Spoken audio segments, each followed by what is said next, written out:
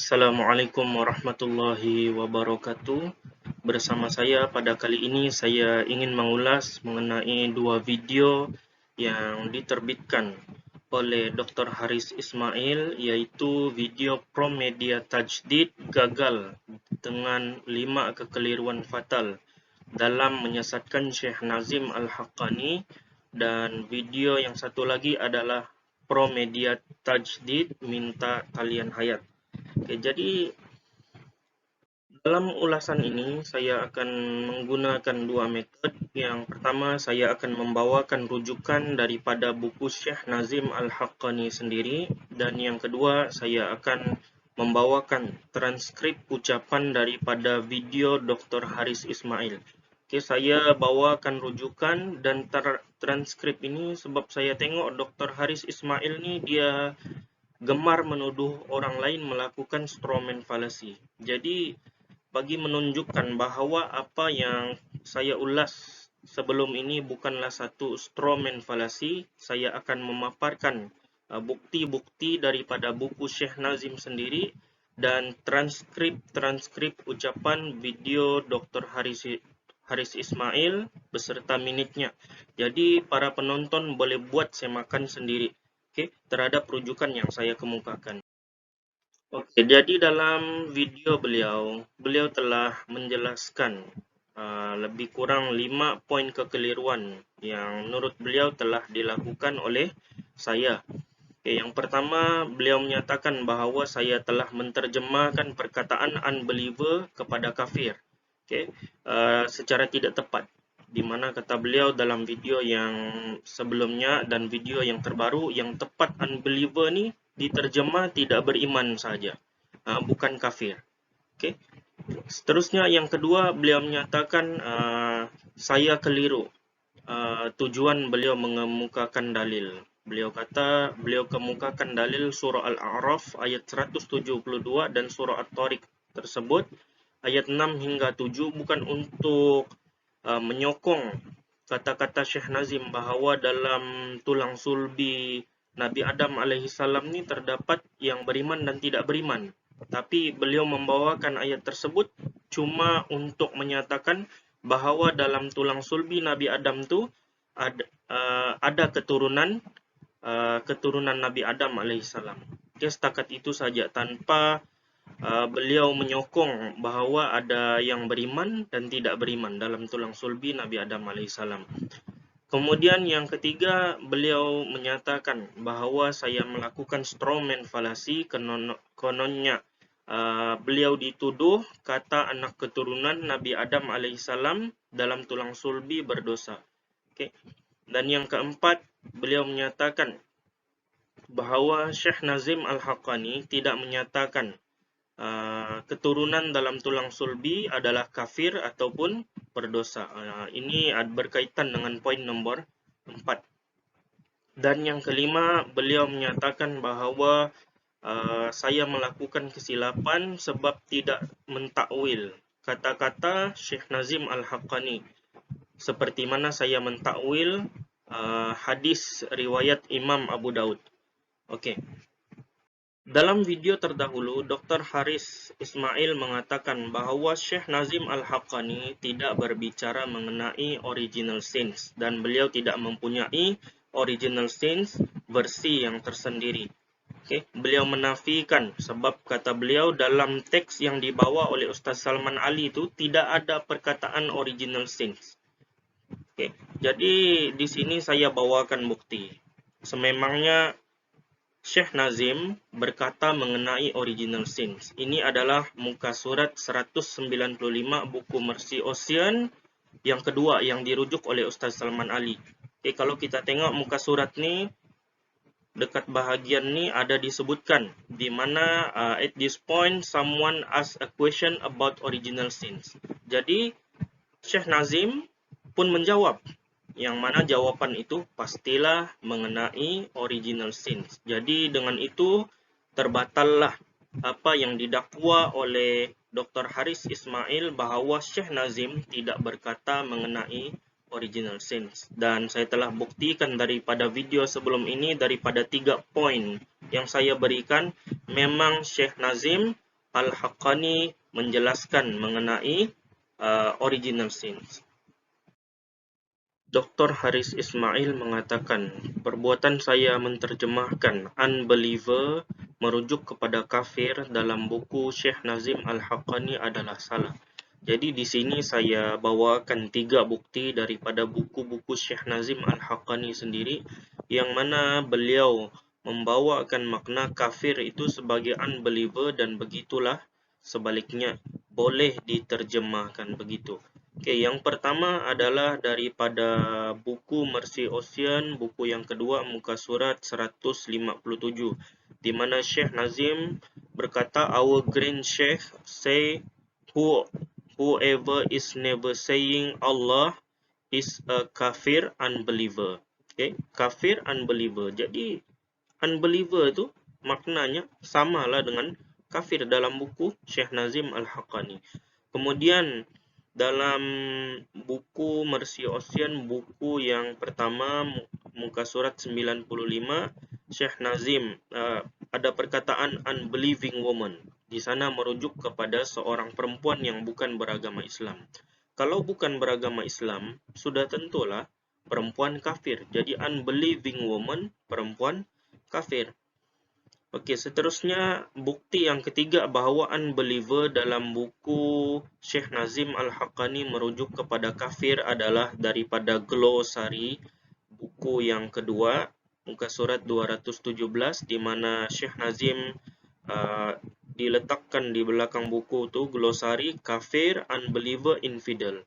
Jadi menterjemahkan perkataan unbeliever sebagai kafir dalam buku-buku Syekh Nazim itu adalah tepat. Oke, boleh diterjemahkan sebaliknya, dan begitulah unbeliever boleh diterjemahkan kafir, kafir boleh diterjemahkan unbeliever dalam buku-buku beliau. Maka apa yang dikatakan oleh Dr. Haris Ismail tidak tepat untuk menterjemahkan unbeliever sebagai kafir dalam buku Syekh Nazim adalah dakwaan yang tidak tepat sama sekali.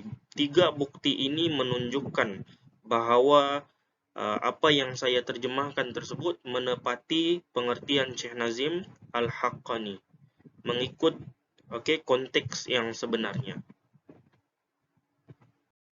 Dr. Haris Ismail mengatakan bahwa beliau menyebut surah Al-A'raf ayat 172 dan surah At-Tariq ayat 6 hingga 7 hanyalah untuk menyokong kenyataan Syekh Nazim Al-Haqqani yang menyebutkan bahwa di belakang, di dalam tulang sulbi Nabi Adam itu terdapat keturunan baginda.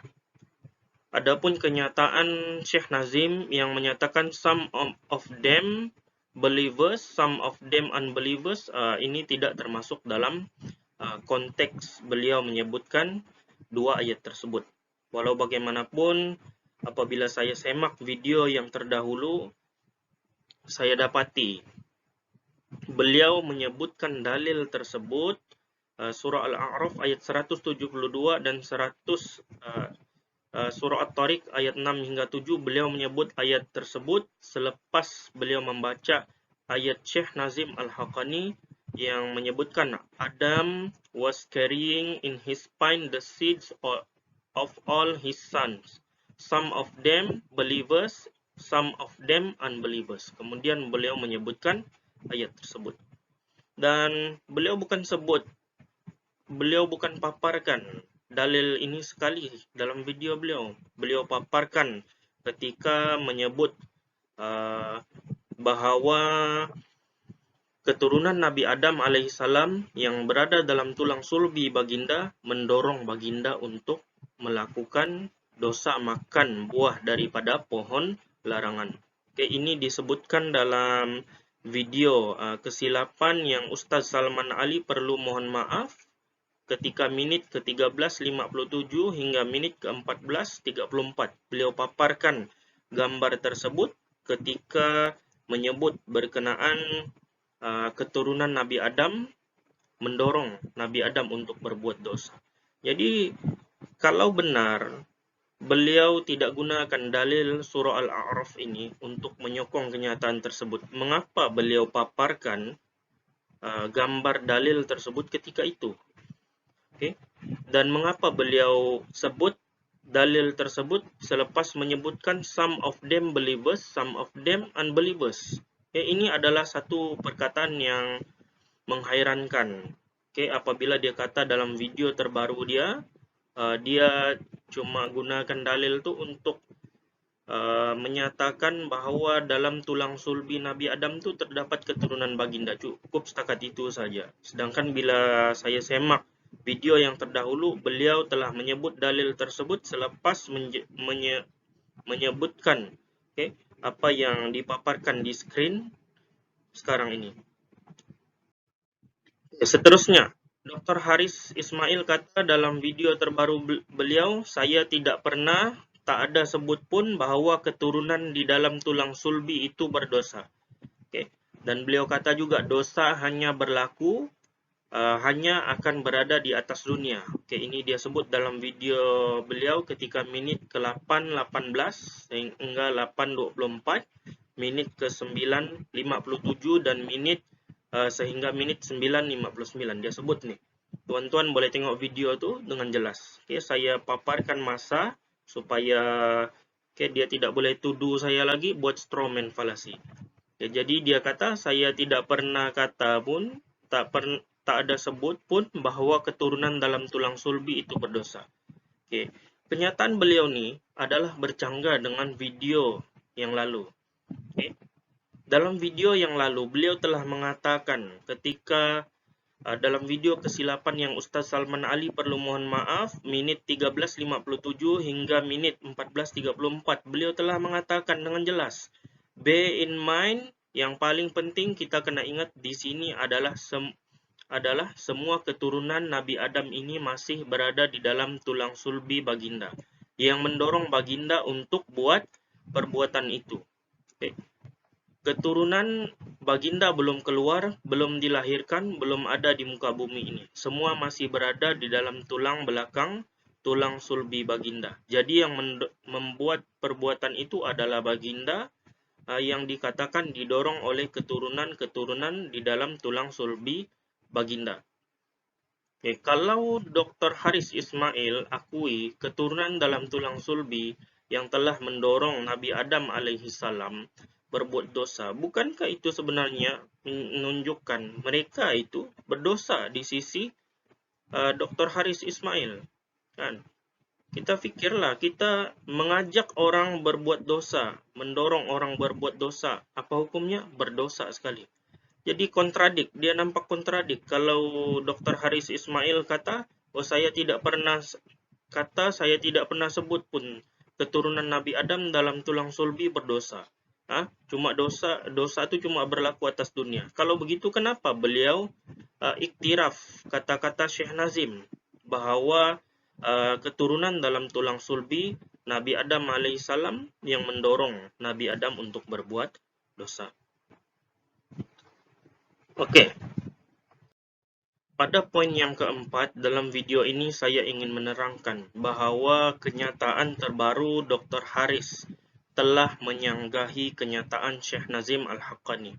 Dr. Haris kata dalam video Promedia Tajdid gagal dengan 5 kekeliruan fatal, menit ke-11:47 hingga 11:56, tapi masalahnya saya tidak pun menyatakan ataupun teks tersebut tidak juga mengatakan bahwa dosa ataupun kafir di dalam tulang sulbi itu. Jadi Dr. Haris kata dia dan teks Syekh Nazim tidak ada kata pun bahwa keturunan dalam tulang sulbi Nabi Adam itu ada yang berdosa dan ada yang kafir. Sedangkan bila kita rujuk semula daripada buku Mercy Ocean yang kita rujuk dalam video sebelum ni, muka surat 195, jelas Syekh Nazim mengatakan bahwa keturunan Nabi Adam yang berada dalam tulang sulbi baginda adalah berdosa. Sehingga Syekh Nazim kata apabila Adam memohon keampunan, baginda memohon ampun untuk seluruh anak keturunannya. baginda memikul dosa tersebut ke atas dirinya. Kalau kita tengok ni jelas. Syekh Nazim kata anak keturunan Nabi Adam yang dalam tulang sulbi itu berdosa sampai Nabi Adam memikul dosa tersebut ke atas dirinya. Dan Syekh Nazim juga kata baginda adalah seorang nabi dan nabi adalah maksum, terpelihara daripada dosa.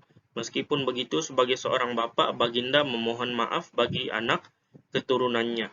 Jadi di sini jelas apa yang disebut oleh Dr. Haris dalam video beliau yang terbaru menyanggahi apa yang disebut oleh Syekh Nazim Al-Haqqani sendiri dalam buku beliau.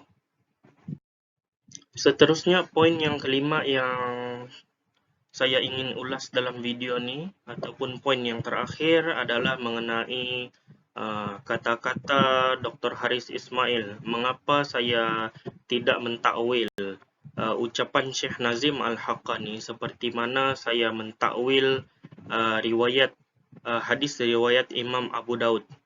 Pertama sekali saya ingin jelaskan, saya tidak mentakwil hadis riwayat Imam Abu Daud.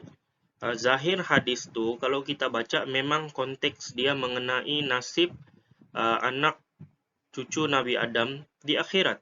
Memang itu konteks dia. Jadi saya tidak perlu takwil, saya cuma menerangkan dia punya konteks yang sebenar, zahirnya.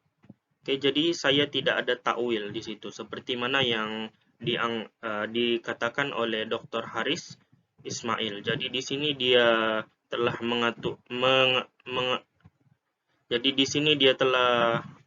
melakukan stromen falasi ke atas saya. Dan mengapa ucapan Syekh Nazim Al-Haqqani itu saya tidak takwil? Jawapannya seperti yang tuan-tuan tengok dekat skrin sekarang ni. Ucapan Syekh Nazim Al-Haqqani itu memang jelas adalah berkenaan original sins. Penerangan beliau tu adalah jawapan ke atas soalan daripada orang yang hadir dalam majlis dia ketika itu. Orang tu bertanya mengenai original sins. Jadi Syekh Nazim pun dia terangkanlah original sins yang dia faham. Dan original sins yang dia faham tu pula berbeza dengan golongan Kristian. Dan original sins yang disebut oleh Syekh Nazim ni pula terbalik. Sedangkan dalam Islam kita tidak ada konsep original sins. Boleh tengok video saya yang sebelum ni, penerangan bagaimana kata-kata Syekh Nazim Al-Haqqani memang merujuk kepada original sins versi yang tersendiri. Sebagai kesimpulan daripada video saya kali ini, saya ingin tegaskan semula yang perlu memohon maaf adalah Dr. Haris Ismail. Beliau perlu meminta maaf, mohon maaf kepada Ustaz Salman Ali. Kerana terbukti Syekh Nazim Al-Haqqani, ucapan beliau tu, konteks beliau tu memang berkata mengenai original sins, dosa warisan. Kita sudah tengok sebelum ni. Dr. Haris Ismail kata tidak ada dalam teks Syekh Nazim dosa warisan. Kita sudah tunjuk daripada muka surat yang dirujuk oleh Ustaz Salman Ali, Mercy Ocean 195, memang ada perkataan original sins di situ. Dan yang kedua, kesimpulan saya pada kali ini, saya harap Dr. Haris Ismail buat kajian mendalam sebelum buat video react. Jangan gelojoh dan tergesa-gesa. Kalau tidak, kita akan nampak daripada apa yang saya ulas daripada poin yang pertama, kedua, ketiga tadi, kita akan nampak ucapan beliau bercanggah. Video sebelumnya cakap lain. Lepas tu kemudian yang video terbaru pula cakap lain. Kemudian beliau tuduh pula orang lain melakukan stromen falasi. Dan bila saya komen dekat YouTube beliau pun, saya heran juga. Beliau kelihatan begitu taksub menuduh orang lain melakukan stromen falasi, sedangkan sebenarnya beliaulah yang tersalah memberikan kenyataan bercanggah seperti mana yang tuan-tuan lihat berdasarkan bukti transkrip, bukti buku daripada Syekh Nazim yang saya berikan tadi. Jadi itu saja. Sekian. Kalau Anda rasa apa yang saya sampaikan dalam video ini bermanfaat, jemput share dan kongsikan dengan rakan-rakan. Sekian, wabillahi taufik wal hidayah. Wassalamualaikum warahmatullahi wabarakatuh.